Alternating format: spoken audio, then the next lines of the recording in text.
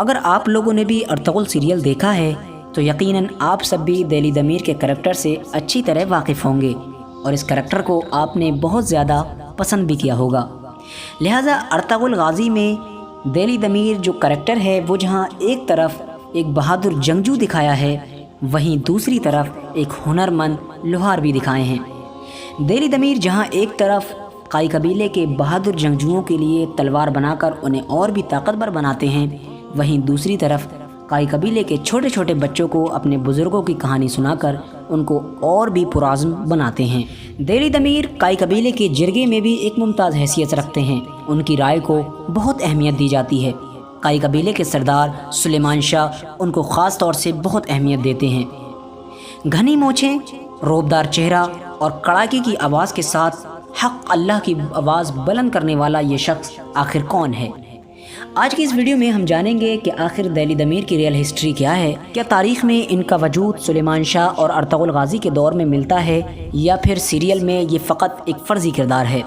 ناظرین گرامی، ویڈیو شروع کرنے سے پہلے آپ سے چھوٹی سی گزارش ہے کہ اگر آپ ہمارے چینل پر نئے آئے ہیں تو چینل کو ابھی سبسکرائب کرتے ہوئے پاس ہی میں بیل آئیکن کو بھی ضرور دبا دیں۔ ہماری ویڈیو کو ہمیشہ ہماری حوصلہ افزائی کے لیے ضرور لائک کیا کیجیے تاکہ اسی طرح کی نالجبل ویڈیوز کا یہ سلسلہ جاری رکھا جا سکے۔ ناظرین گرامی، دہلی ضمیر دو الفاظوں کا مجموعہ ہے، یعنی یہ دو ورڈ سے مل کر بنا ہے۔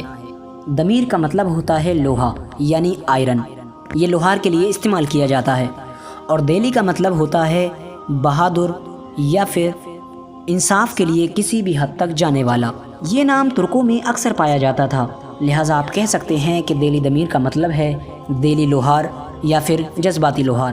اگر ہم پرانی ترکی تاریخ کے اکارڈنگ بات کریں تو کہا جاتا ہے کہ جو دہلی ضمیر تھے ان کا تعلق ایک ایسے خاندان سے تھا جو تلوار بازی میں بہت ہنرمند تھا، اور آپ بھی تلوار بازی میں یعنی تلوار بنانے میں بہت ہنرمند تھے۔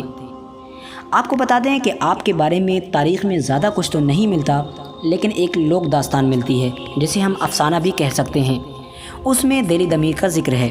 کہا جاتا ہے کہ دہلی ضمیر کا جو خاندان تھا وہ التائی سے ترکی کی طرف ہجرت کرتے ہوئے آ رہا تھا، یعنی وہ ترکی کی طرف آ رہے تھے، لیکن راستے میں ہی ایک دشوار جگہ پر پھنس گئے جہاں پر بہت زیادہ جنگلی جانور، شیر، بھیڑیے وغیرہ رہتے تھے، لہٰذا راستہ بھی دشوار تھا اور ان کے پاس بچاؤ کے لیے ہتھیار بھی کم تھے۔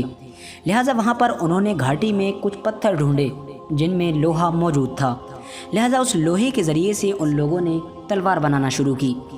وہ لوگ وہاں پر کافی عرصے تک رہتے رہے اور انہی پتھروں سے لوہا نکال کر تلواریں بناتے رہے، جس کا نتیجہ یہ ہوا کہ ان لوگوں میں سے بہت سے لوگوں کی تعداد ایسی ہو گئی کہ جو تلوار بنانے میں بہت ماہر ہو گئے۔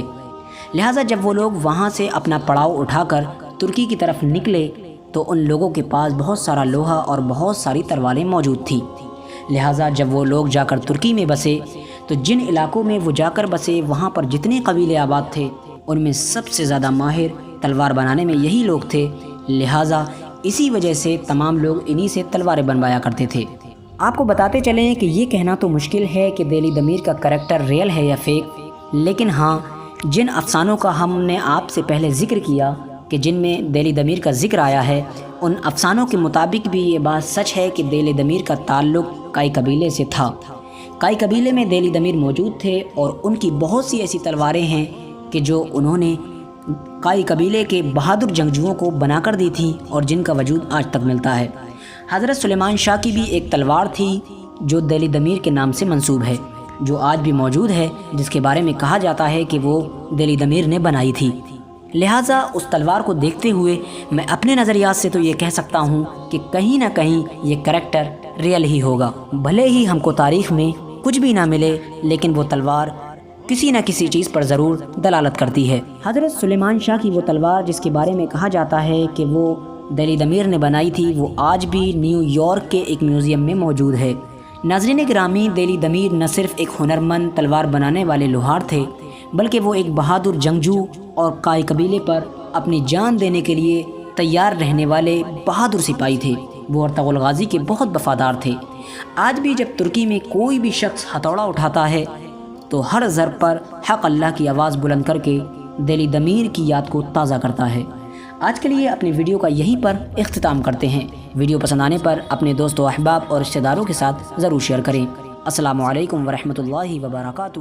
اللہ حافظ۔